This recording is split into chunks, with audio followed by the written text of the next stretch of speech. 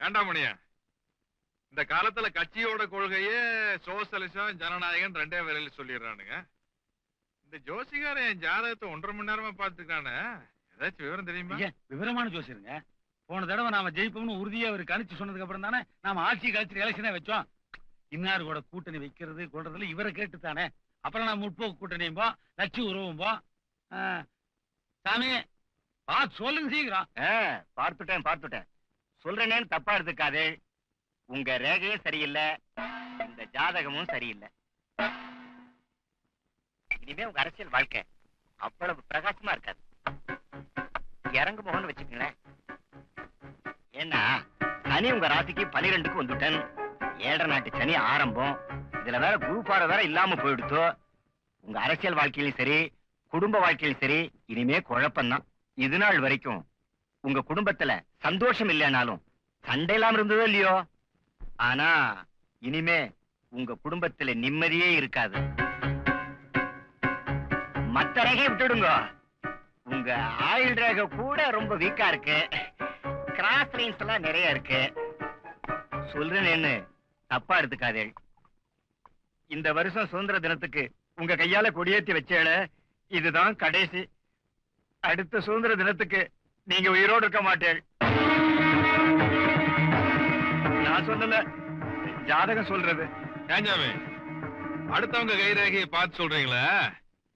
உங்க கைரேகையை எப்பாவது பார்த்தோம்டா? என்ன அப்படி சொல்லிட்டேன்? பார்த்திருக்கிறேனே. அதுல தனரேகை, தானிய ரேகை, விவாக ரேகை, வில்லங்க ரேகை எல்லாம் இருக்குமே, அதையெல்லாம் எப்ப பார்த்திருக்கீங்களா? எந்த குறைச்சலும் இல்ல, நல்ல வசதியோடு இருக்கேன். மத்த ரேகை விடுங்கண்ணா, உங்க ஆயுள் ரேகை எப்படி இருக்குது முதல்ல அதை சொல்லுங்க. என் ஆயுள் ரேகை ரொம்ப டீப்பா இருக்கு. நான் 95 வருஷம் வரைக்கும் உயிரோட இருப்பேன். 95 years. மணியா, ஒரு சின்ன வேலை இருக்குது, இதை கொஞ்சம் பிடி. சுவாமி, எத்தனை வயசு வரைக்கும் இருப்பேன்னு சொன்னேன்? 95 வயசு வரைக்கும்.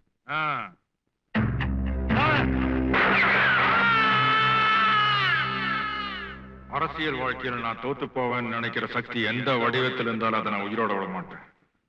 அப்படி ஒரு நினைப்பு எனக்கே வந்துச்சுன்னு வச்சுக்க, நான் சூசைட் பண்ணிக்குவேன். வர்றதுக்குள்ள பாடியை கிளீன் பண்ணிடுங்க.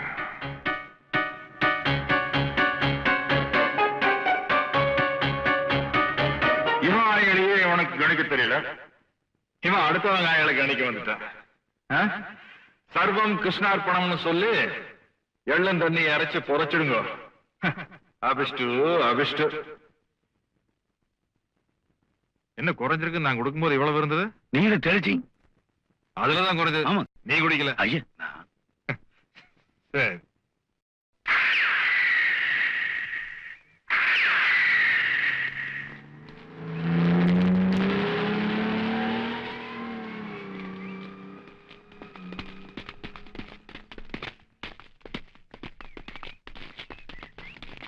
யாருமா நீங்க? உங்களுக்கு என்ன வேணும்? சொல்லுடி. சூப்பரண்ட பார்த்து நான் சொன்ன மெசேஜை கன்வே பண்ணிட்டு என்ன கான்டாக்ட் பண்ணுங்க. ஓகே? தங்க வேலுங்கிற மாமா போலீஸ் வேலை பாக்குறாரு. எங்க அக்காவை கல்யாணம் பண்ணிக்கிறேன்னு சொல்லிட்டு ஏமாத்திட்டு வடியாந்துட்டாரு. இப்ப நாங்க அவர் பாக்கணும். எங்க அந்த ஆளு?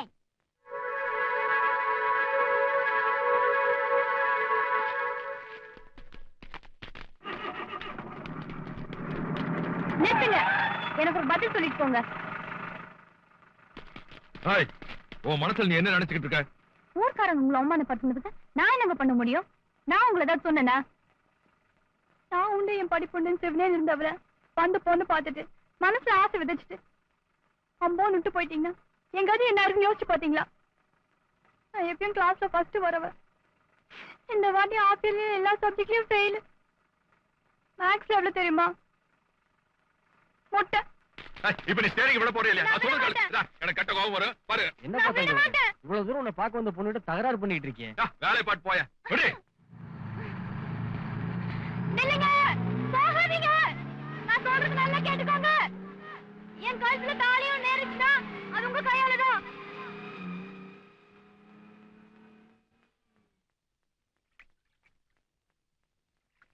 குளத்துல குளிச்சாலே மனசுக்கு ஒரு சந்தோஷமா தான் இருக்குதுப்பா.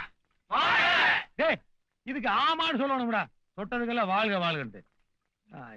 டேய் மணியா, யாராச்சும் வந்து அப்படியே முருகு தேய்ச்சி விடுங்க பாக்கலாம். எங்க வரீங்க? போங்கடா. ஏங்கண்ணா முதுகுங்களா? டேய் மணியா, ஒரு பாட்டு கேட்டு பாடிட்டு தாயே. குற்றம் புரிந்தவன் வாழ்க்கையில் நிம்மதி கொள்வதென்பதேது. ஏண்டா ஏனுண்ணா? வேற பாட்டே கிடைக்கலையா உனக்கு?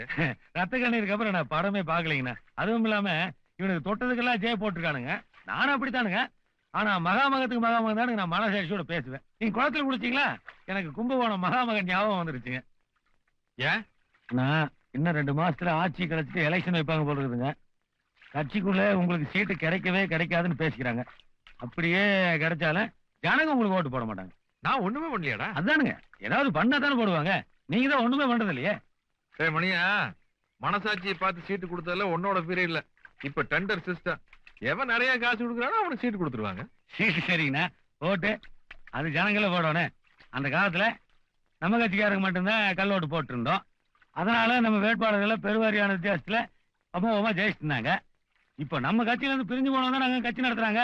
அவங்க கள்ள ஓட்டு பின்றாங்களே. ஒரு தொகுதியில மொத்த வாக்காளர் எண்ணிக்கை 3,56,000, பதிவான வாக்கு 5,86,000. எப்படி? அதனால ஜனங்க காலில் விழுகிறத தவிர வேற வழியே கிடையாது.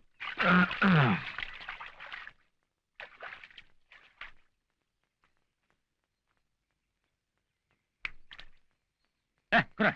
30 வருஷமா கட்சியில் இருக்கிறவன் நானு. முந்தா நாட்டு வந்து கட்சியில சேர்ந்து கட்சிக்கு போற கையை வச்சா என்னடா அர்த்தம்?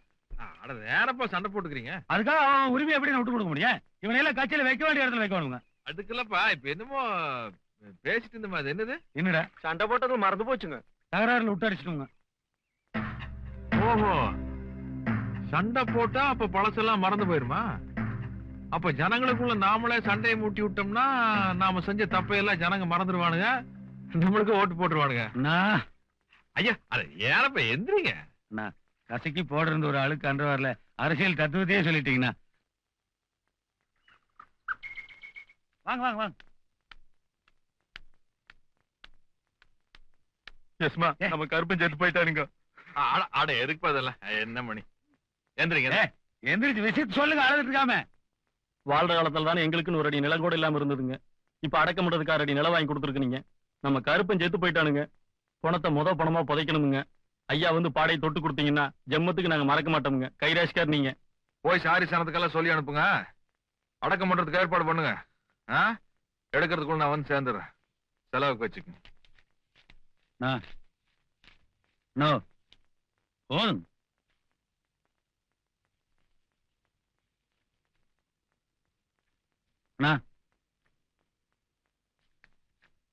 சாமி நீங்க மகாராஷ்டிரா வாங்க இருக்கணும். வாங்க போயிட்டு பாருங்க. கும்பிட்டு போங்க. ஆடை என்னப்பா அது? வேண்டாப்பா. ஆடை எந்திரிப்பா. டேய் மணியா, நீ சும்மாவா இருக்க மாட்டேன். நீங்க பழக்கத்திலேயே வச்சிருக்கணும், இல்ல மறந்துக்குவானுங்க. பாருங்க. டேய் மணியா, தங்க மேல தப்பான அபிப்பிராயம் வரும்போதெல்லாம் அதை தசை திருப்புறதுக்காக யாராவது ஒரு தகராறு ஏற்படுத்துறது அரசியல்வாதிகளோட வழக்கம்.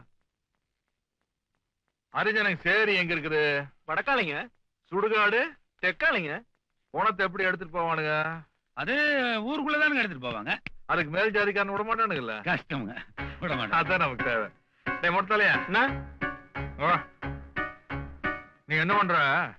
நம்ம ஆள ஒரு 10 பேரை செட்டப் பண்ணிட்டு இந்த டீ கடை, பொட்டி கடை, கோயில் திண்ணை இங்கெல்லாம் போய் உட்காந்துக்க.